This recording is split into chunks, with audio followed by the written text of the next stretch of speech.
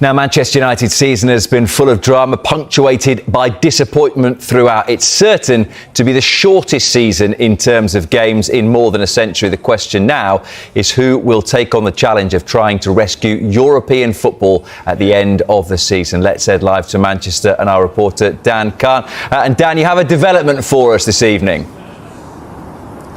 Yeah, good evening, Rob. We can tell you Manchester United are close to agreeing terms with Michael Carrick for him to become their interim head coach until the end of the season. Now, we reported throughout the day that he was meant to meet United today to continue further talks about the role, but we've been told there's a broad agreement on many of the substantive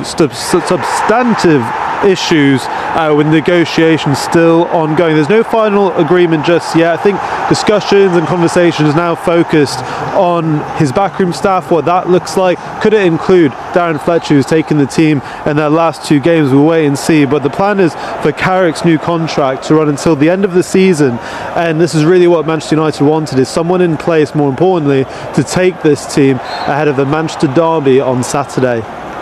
Well, as for that Manchester derby then on Saturday, Dan, how are Manchester United's preparations looking between now and then?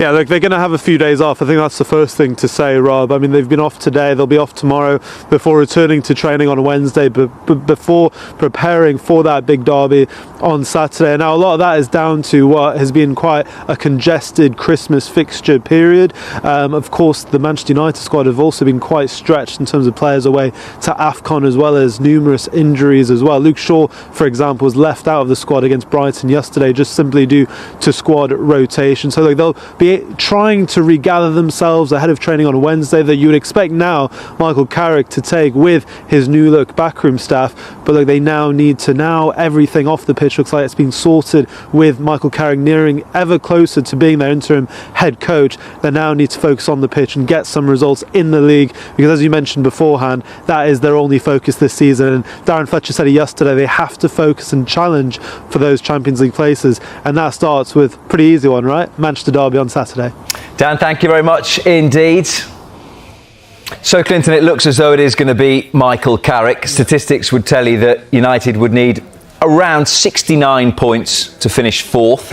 65 points usually is enough to get you fifth. From what you've seen of him in the EFL, has Michael Carrick got it in his locker to deliver 33 points and above? Yeah, I think he's got it in his locker for sure. I think he did a good job at Middlesbrough in the EFL and done ever so well. And I did think when jobs were coming available like West Ham, I thought West Ham might look to Michael Carrick, a young manager. So, yeah, I think if he gets the job, I think it'd be a good appointment from now to the end of the season. Do I see him getting it long term? No. I think they need a serious manager, and I'm not saying Michael Carrick at the moment, but what I mean is a proven manager at that football club. But from now to the end of the season, I think Michael Carrick will be a really good appointment. But do I believe this squad of Man United players are good to get into that Champions League?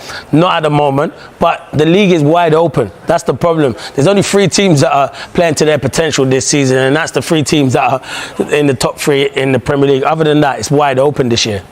Do you think that initially now there needs to be an adult conversation? I'm sure that this is part of the discussions they're having with Michael Carrick to say, this is it, 17 games, no more. That no matter what you do, there is no chance, unfortunately, of you getting the job full time. But that's a tough question, because if I'm Michael Carrick and I'm saying in them 17 games I win like 11 of them, a few draws and a few losses, then I want the job, because I've proven myself in them 17 games. But that's down to the hierarchy to have that conversation with Michael Carrick, just to say, this is 17 games, whatever happens, you are not getting the job at the end of the season. But it's a no-win situation for Michael Carrick, because if he goes in there and he doesn't do well, obviously I understand he'll be disappointed, but if he does do well, his stock's high, and there'll be other people looking at him and saying, well, yeah, he could be our future manager, because I do think he's a good young manager. He's a fantastic footballer, and I do think he'll be a top manager. Do you think that any prospect of him being given the job full time and the temptation to do it is almost made easier for United because they're not in any cups, so he can't hide anything by winning a trophy? And we saw it with, for example, at Spurs last season. League form's awful, but win the Europa League. That fifth is the brief. If you get fifth or fourth, and if you get that, it's thank you very much, shake hands and move on. Yeah, his job is to get them into the Champions League. If Michael Carrick does that, and fifth could be good enough to get into the Champions League, if he does that, he's done his job. And obviously he's done his job brilliantly, because I think a lot of people from the outside would be looking now and thinking, have Man United got a realistic chance of getting into them Champions League? Probably as it stands, no. Maybe 3 or 4 weeks ago where they were in the league, yeah, but the run and the results that they've been on been nowhere near good enough. But as I say, I wish Michael Carrick the best. I feel sorry for Man United fans. They're going to have to suffer for a long time. A lot of people said it might be 3, 4, 5 years. It could be longer than that they suffer at the moment. You can see there's a lot of disconnect between the owners and the fans at the moment, so that needs to be sorted out. I think everyone needs to come together, but that's only going to come together when Man United start doing well on the pitch, and at the moment they're not doing well. But I think Michael Carrick will do well. He'll get a tune out of the players. You know what it is, Rob? I watched the game yesterday against Brighton, and I'm thinking, you've only got the cup competition left.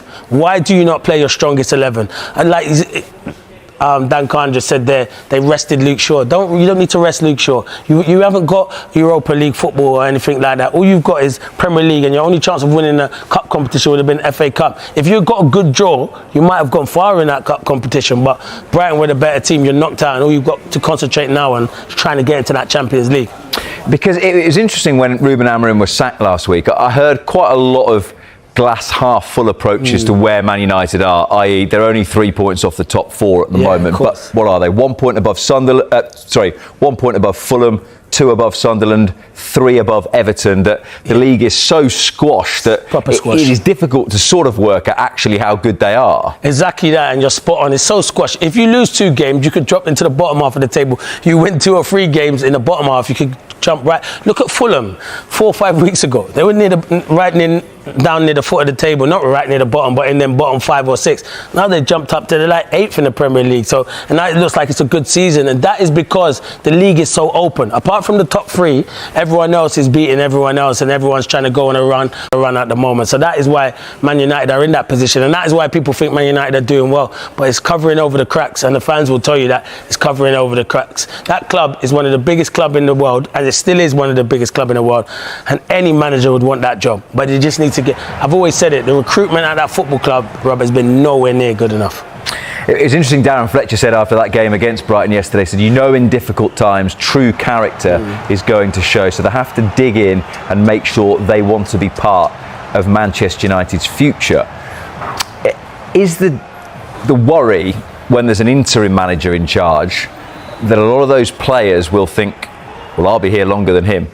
Yeah, maybe, but we saw it a little bit with Ralph Rangnick, didn't we? Yeah, you're right, but I don't know how a group of players can think that you're playing for Man United Football Club.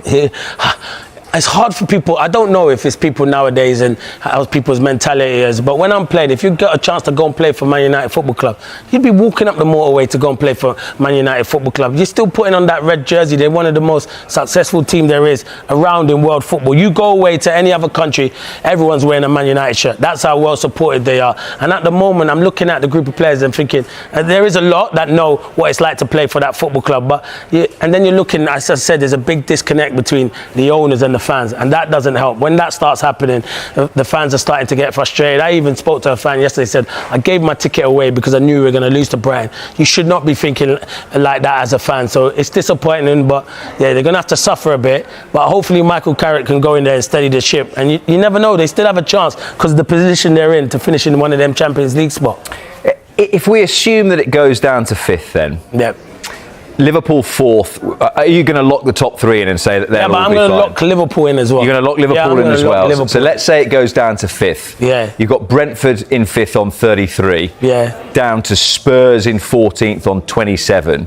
They got, to be fair, there's 3 teams that probably, and there's probably, you throw Chelsea into the mix because they'll come good. I think with Liam Rossini is a good coach, and they've got world-class players, Chelsea. Chelsea should be up there anyway. They should be challenging where Liverpool are, and then you go Newcastle, who can go on a great run, who I think will be there or thereabouts, and then the other one you would think is Man United. But if you look at the squads, and you look at Newcastle, and you look at Chelsea, and you look at Man United squad, Man United have some good players, but those 2 other squads have better squads than Man United, so that's why I'd put them 2 ahead of finishing ahead of Man United this season. So that is, I guess, the reason why they really have to emphasise a focus on the fact that they are the one team of those 3 you just mentioned playing once a week, and that Newcastle Arsenal and Chelsea have Champions League, or Chelsea have all 4 competitions. Actually, Exactly. both Newcastle and Chelsea. Yeah, they have a lot of games coming, so they've got to utilise their squad. So that is why Man United should have the advantage, because all they've got to concentrate on now is Premier League football, not even FA Cup football, Premier League football. So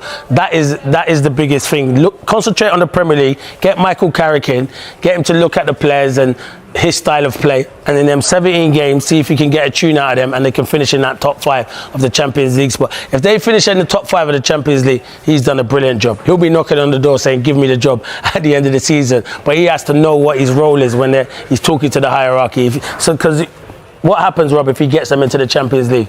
Does he just leave? He's going to want to stay, isn't it? It's Man United Football Club. So they're the conversations he'll have to be having. That's what the point I go back to then. That you've said it a few times in various answers about the size of this football club and where Manchester United wanted back. And Ruben Amorim said at the start of the season, look, we all know that actually finishing the Champions League isn't great. We want to be challenging to win the title. And I feel like that the mistake was made with Ole Gunnar Solskjær, that there was that famous win against Paris Saint-Germain and everyone got very starry-eyed and gave him the job, when actually it's going to take an Omar Barada, whoever it is, to think, if we want to really go back to being up there with Arsenal and City and teams like that, that it's going to take a Thomas Tuchel or a Carlo Ancelotti. You know what it's going to take? Let the manager come in, manage the team. Like, I've said this many times, and we spoke about it on Soccer Saturday, me and Merce. Let me tell you something. Aston Villa, Unai Emery sorts out everything from top to bottom. Yeah, he already had a sporting director in there, but he's allowed to do his signings. Arsenal do the same, Man City do the same.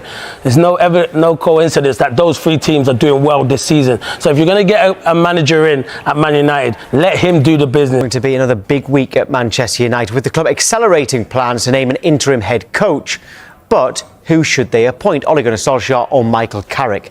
Our football correspondent Rob Dorset has a significant update this morning. It's pretty clear to me now that Michael Carrick is the front runner to take over at Manchester United as interim head coach until the end of the season. Although Ole Gunnar Solskjær is still very much an option for United's bosses, and they have made no final decision as things stand. But it's been explained to me that Jason Wilcox, United's director of football, plans further detailed discussions with Michael Carrick and his representatives today, and there are no such meetings planned with Ole Gunnar Solskjær right now. I think that tells you everything you need to know about where United want to go with this, but still a lot to sort out. No contractual detail has been discussed or agreed, and I think Wilcox will want to discuss with Carrick in more detail exactly who he wants alongside him in this role, who will be part of his coaching setup. I think it's looking increasingly unlikely that Solskjær will be involved in that. But what about Darren Fletcher, who's been in the caretaker interim role for the last 2 matches and who doesn't know yet whether he's going back to his substantive job with Manchester United's under-18s or whether he's got a role to play in the new setup. So I think the next 24 hours will be important for Manchester United and for Michael Carrick as they try to drill down and work out exactly how his new role will work and whether they can reach an agreement. But detailed discussions today to that end, as I understand it. So good morning to Tim Sherwood, our guest this morning. Right, Tim, do you think this is the right call by Manchester United to go for Carrick over Solskjær? Yeah, out of the 2, I think Michael is a better choice. I think Ollie done well when he took over initially. He had a good run of games to take over, got some victories, and they finished second in the Premier League, which is a mile away from, well, million miles away from where they are now. But it didn't end very well. You know, I remember that game away at Watford. It was quite toxic, actually, and the reception what he got from the fans. I'm not sure that would have been the right call. I think Michael's obviously done it for 3 games as an interim manager at Manchester United. He's gone away. He's worked at Middlesbrough and done a good job. He took them over in a very precarious position, and he got him looking up the leagues. I think he's level-headed. I think he's very good with the media. He looks the part. Not that should matter, but in my opinion, I think he will get the respect of the players at Manchester United. I think he carries himself very, very well, and I think it's really important. And he obviously knows the game inside out. He's got a clear knowledge of Manchester United, which seems to be the important part with this interim appointment. It'd be very interesting, whoever it was going to be, if it looks like it's Michael now, when he has the chat with Omar Barada and Jason Wilcox. Surely the question would be from Michael to them is, if I do well, do I take the job on a permanent basis? Because that would be my first question to them. Or am I an interim manager and that's it till the end of the season, which is 17 games? Because they're out of everything now. You know, there's a lot of time to work with the players. So if you are a decent coach and you have got a group of players who should be all fit, because there's not an overload of games, certainly at United now, you should be able to coach the team to win enough Premier League games to, with the quality what they do have. I don't think they have great quality, by the way, but I don't think the Premier League is a fantastic quality at the moment. So I think it's realistic that they can challenge for the Champions League spots, whether it be 4th or 5th in the Premier League.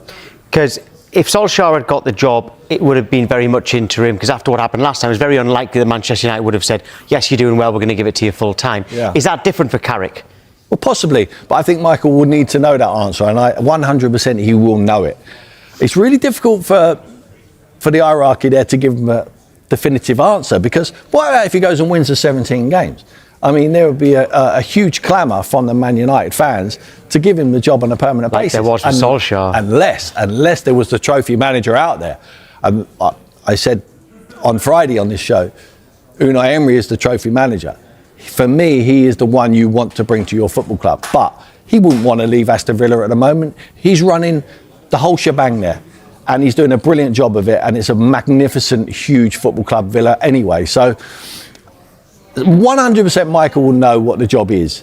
And I would suggest he's happy to take it for the interim period without any guarantees of any future involvement in the club. Well, talking of the very immediate future, if he does get this role, do you know his first 2 games? Yeah, he could have dragged it out. He's got Man City at home on Saturday lunchtime and then Arsenal away 8 days later. They're his first 2. Yeah, it's very, very tough. But the way I'd be looking at it if I was Michael, on the positive side, if you win these 2 games, there's no reason why you can't win the next 15 after that, because the confidence of what that group would get from winning these 2 games would be astronomical. I just think it's a very difficult task for him, but you can't pick and choose when you take jobs. You know, you got a job like Manchester United comes up, you have to just go. Like, I thought it was an insult when Ruben Amorim said he didn't want to come to Man United halfway through the season.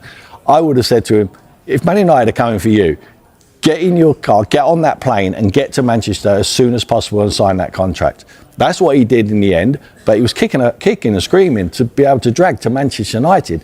He didn't want it then. He took it. He's had his pre-season now. He failed at the club. Michael knows it. He hasn't got to settle to Manchester United. He knows exactly what it's like, because it doesn't look like it's changed too much. We're going to bring in a Manchester United fan in a moment, but let's not forget they lost in the FA Cup at home to Brighton on the weekend. It means they're only going to play 40 games all season, which for Manchester United is pretty much unheard of. In fact, it's the lowest since the invention of the Premier League. Yep. All right, so I guess there's an argument to say this is going to be their worst season since 1992. There's an argument for that. But does that help Michael Carrick that there is only league games, or does he want as many games as possible if he's going to try to prove himself? Well, what Michael's going to do is, if he knows he's an interim manager between now and the end of the season, he's going to audition for another job somewhere else. That is what he's going to do. If he's got any interest in carrying on in management, he's got a very good platform now to build on. He's got decent enough players to get to he's not got great players, but he's got decent enough players to qualify for Europe, and that would be deemed a success. For the Champions League, I think that would be deemed a success. It would be an okay job if he qualified for Europe in the Europa League, I feel. But they are in a good position to be able to challenge, and it does help. It helps him working if he needs to change any formations, how he wants to play, get some real directive into the players. I think 1 game a week certainly helps that.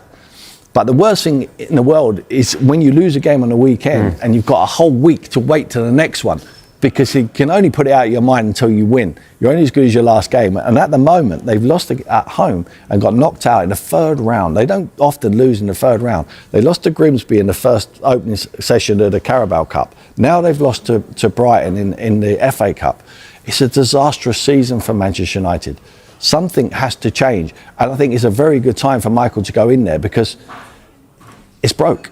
It's broke and it needs fixing. So it's a real great opportunity for Michael to put himself back on the managerial map. Yeah, and can he fix broken Manchester United at the moment? Let's speak to Manchester United fan Usman Akhtar now. Good morning to you, Usman. So Carrick's the front runner. Are you happy with that? I mean, as happy as I could be. Obviously, I've just listened to what Tim said regarding Michael Carrick, and I'll probably echo his sentiment. I think between the two people, Ole Gunnar Solskjær and Michael Carrick, I would say Carrick is probably the better option in terms of what he's got under his belt and the pedigree that he brings to Manchester United. I think from between the two of them, I think it was the right choice. Yeah, well, it was. Why would you say Carrick over Solskjær? We're actually doing a poll at the moment, by the way, where 54% are saying Carrick, 46% are saying Solskjær, which seems like, for our viewers anyway, it's quite even. Why does Carrick edge it in your mind? Well, the honest truth is, I've kind of flip-flopped on this opinion, if I'm honest. I personally wanted Solskjær back because I felt like, he has the capability of galvanising the players, similar to what he did previously. But it's becoming extremely apparent that these players need their handhold, and I think Michael Carrick probably has the capabilities of doing that more than Solskjær. I was more of a man manager, but I think Carrick is more astute tactically, and I think he probably bring that to the table, which obviously, as we've seen from previous predecessors, Ole Gunnar Solskjær doesn't have that in his sort of repertoire, and I think from that perspective, Carrick is the right appointment. I think the way it ended at United for Ole, I think he's tarnished him a little bit. There's a lot of players still there, and they still remember. And I described him as a rabbit in the headlights at the end of his tenure there. I just think that the players remember that. You need to have some sort of aura as a manager when you're walking into that dressing room. And I think Michael's slate is clean, and I think he would be more accepted by the playing group. No, I think that's a completely valid point. Obviously, as you mentioned, Luke Shaw, for example, has been there through many managers, so he would completely remember the time under Ole Gunnar Solskjær. But just to come back to Carrick, I think obviously he has that aura, as you mentioned, but it just comes to me, it's not even about necessarily the presence, because I felt like Imminent did actually have that presence. It just comes down to the tactical astuteness, and I think Carrick has proven himself at Middlesbrough. Of course, it's a completely different kettle of fish, but nonetheless, he does have that, sort of experience, so to speak. He's gone out there and had success post Manchester United, and I don't feel like Ole Gunnar Solskjær, as much as I love him, has had that. Would you have preferred a permanent appointment, and if so, who? I think for me personally, I would definitely not have preferred a permanent appointment. The reason being is because it's quite difficult to get the manager that you'd want mid-season. I know we got Ruben Amorim mid-season, but nonetheless, I think it's extremely important that this next appointment is the right person. I don't think it should be rushed. Obviously, we'll get into it shortly, but I feel like they probably made the right decision in terms of going for an interim and then reassessing in the summer where more people will be available after the World Cup. We've seen rumours of Luis Enrique potentially not signing his contract. Obviously, that would be the pipe dream, but I still think Julian Nagelsmann post the World Cup could be an option as well. Did you think it was very important for this interim manager to have a Man United stamp on him? Absolutely not. I don't think that's relevant at all. I think, if I'm honest, and I don't know if other fans would agree with this, I'm actually quite sick to hear this DNA, Manchester United DNA. I've been a Man United fan for 30 years. I don't think it's relevant. Sir Alex Ferguson was a completely different entity, and I feel like we could somewhat living in the past and constantly trying to compare and find a Sir Alex Ferguson mould, and that is not going to happen. He's one in 10 million, so to speak. No one's ever going to be able to replicate what he did, regardless of who played for him. That is just not a thing. This United way myth needs to die, for me personally, for us to move forward. I think obviously there's some foundations such as playing the youth that are embedded within the culture of the club, and I completely agree with them being important going forward. But the sort of playing the United way, having United DNA is absolutely irrelevant in my opinion. Get the best person to do the job. It's as simple as that. Look at other clubs around us, obviously Man City with Pep Guardiola, for example, they're doing a phenomenal job in terms of the structure, and they're setting up for Pep Guardiola, not for someone to do My United DNA. I don't think that's necessary at all. There's a message on the bottom of the screen there from a fan called John who says that Manchester United is an impossible job. That's one for you, Tim. Is it an impossible job? No, it's a good job. It's a good job because it's been going so bad. It's a good job now to take over. I don't think they've got fantastic players. I really don't. I don't see any of these current players, even Bruno, who's the outstanding player, could have played for Man United in the past, and we're all stuck in the past. I can't help getting myself out of the teams that in my memory, I remember the superstars who played for Manchester United, but you're absolutely right. We have to forget about that. That's long gone. We have to clean the slate and start building a new Manchester United, because the old Man United is long gone. But we all keep relating to it because that's our history. That's how we remember it. United were great. They will be great again, but it's not anytime soon by the looks of it. Hey, Usman, do you trust Ineos to get it right, whether it's now or the summer? Absolutely not. I don't think Ineos have got enough flack, if I'm being quite thoroughly honest. I know it's not going to be popular to say on here, but the truth of the matter is, 2 seasons under Ineos, last season we finished 15th. I saw you guys talking previously about, is this the worst season? I'd still say last season was worse, just because that absolute calamity that happened from Ineos. It's your first season, in charge of Manchester United to an extent, and you come in and Man United have a worst, finish in the 21st century as long as time began, and then you follow it up with this season, which is another car crash. A lot of people were clamouring for Amrin to get sacked in summer. Obviously, that's a different conversation now. You then sack him mid-season because he comes out and says he wants backing. I'm sorry, I'm sure, Tim, you're a manager yourself. It's quite evident that Manchester United needed players in this the January window, regardless of who the manager is. I was an Amrin fan by any stretch of the imagination. I actually thought it was the right decision to, get rid of him, so to speak. However, you have to have a contingency plan. That is an absolute disgrace from Ineos to not have a contingency plan and go into FA Cup game with Fletcher, who's not really got much managerial credentials. I just think that's ridiculous planning, and you've got to point the finger at Ineos and the Glazers on that front. At the end of the day, they've let the fans down. It's as simple as that. You're not going to back him, you sacked him, and you've basically not got as a manager for 2 games. In your opinion, taking them forward, what is Ineos's job moving forward? But honestly, it's hard to really say, because the truth of the matter is the club is in an absolute shambles from top to bottom.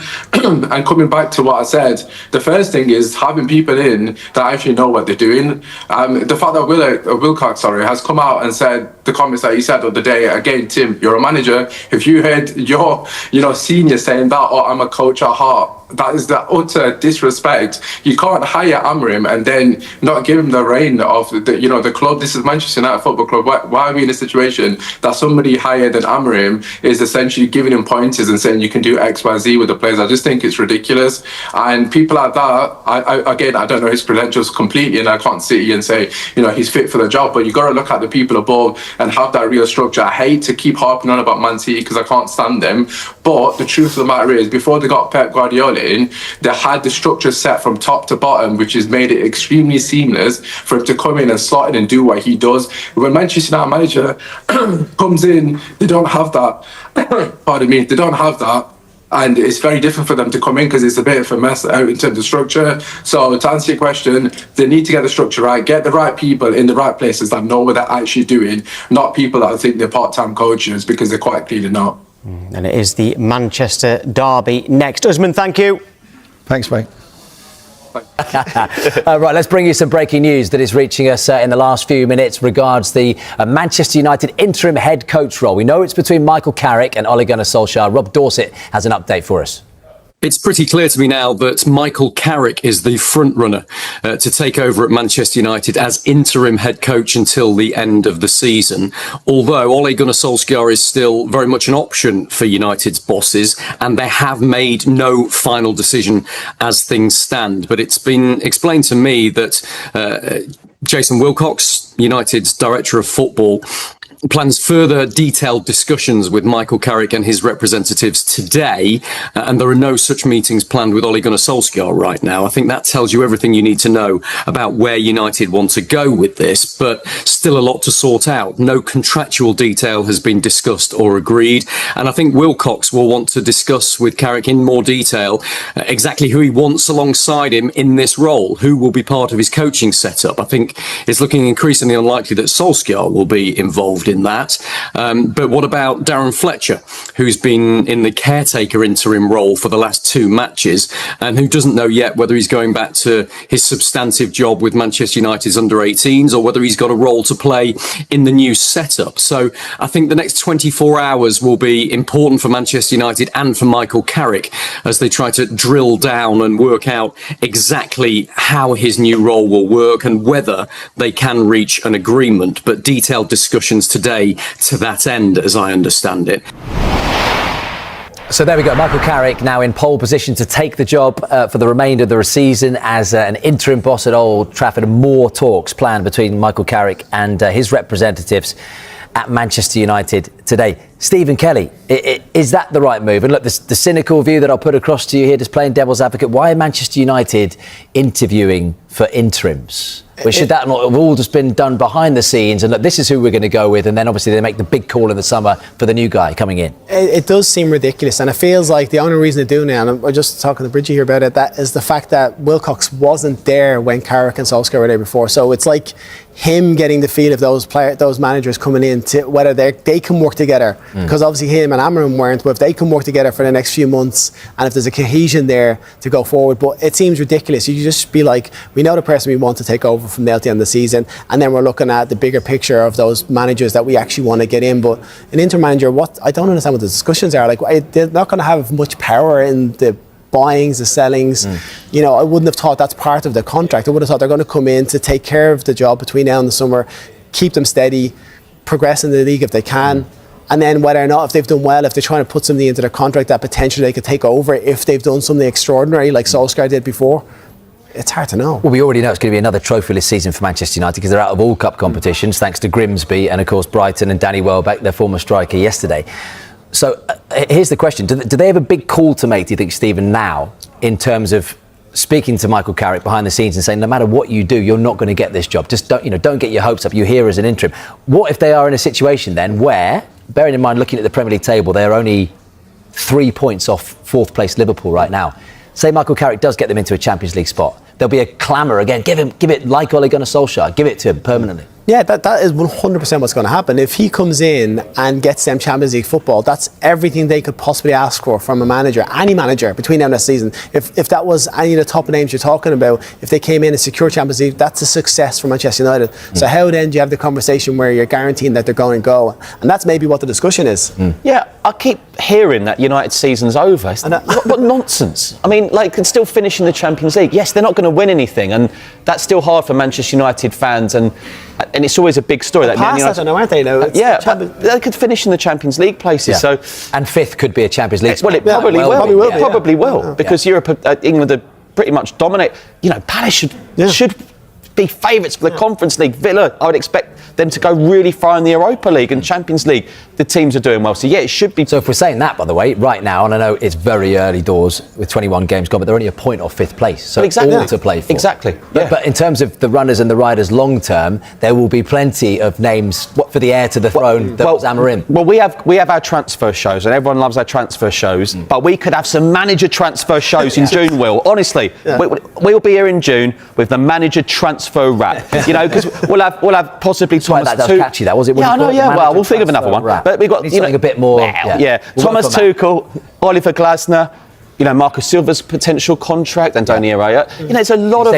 You say Tuchel? Tuchel after England, possibly. Yeah. I mean, there's going to be a lot. Pochettino. There's going to be a lot of big names. Eddie Howe, according to Roy Keane. Well, there's going to be a lot of big names available. But as Stephen said, if Manchester United do qualify for the Champions League, then it's an issue. So, look, take us inside what you think is how Manchester United are operating right now with Jason Wilcox, with Omar Barada, both former Manchester City, and look, we haven't even mentioned Enzo Maresca's name as well, and I know they are very fond of him in terms of his time at Manchester City. And then you have Christopher Vivella in terms of head of recruitment. So will they want someone like Carlo Ancelotti, for example, after the World Cup with Brazil? Would they want someone who might upset the apple cart a little bit in Thomas Tuchel, or do they want someone to work very specifically within a structure as a head coach?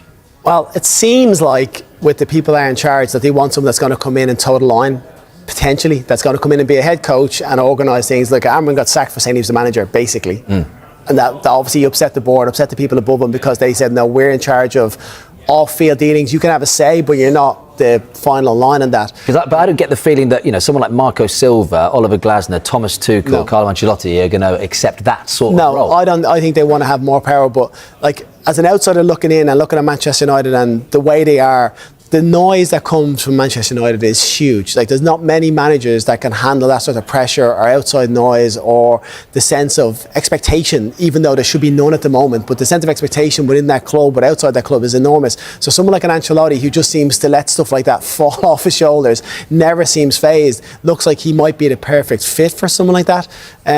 After Brazil, obviously, but that's a long time to come. And if he was successful for Brazil in the World Cup, then do you want to go to Manchester United, who won't even play Champions League? Well, potentially might not be changing Champions League football. There we go. Like Stephen Kelly said, they're not going to qualify for the Champions League. You hear that? It's got them outside the top 5 spots.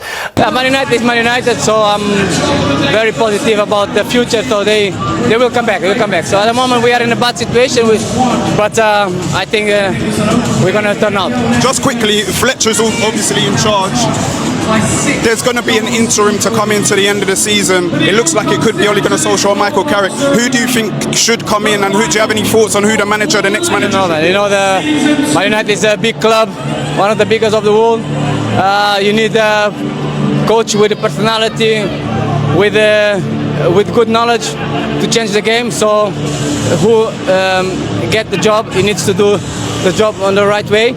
So I hope if it's Fletcher or Carrick or anyone, I just wish them a good luck and then they can do the job. To Manchester United, and their chances of picking up silverware were all but ended with defeat to Brighton in the FA Cup, and talks are set to accelerate over the next 24 to 48 hours over hiring either Michael Carrick or Ole Gunnar Solskjær as interim head coach until the end of the season. I've had zero indication, and because all my energy and focus and concentrations had to be on these two games in such a quick turnaround and preparing the team, a 3-game week, everything that I said. So I genuinely mean that. It's a massive responsibility to lead this club, and I've given it my best. It's not about a manager, it's not about directors, it's about everyone, and the players have to group together, take responsibility, find a way of improving quickly and taking on the challenge for the rest of the season. Don't waste the season.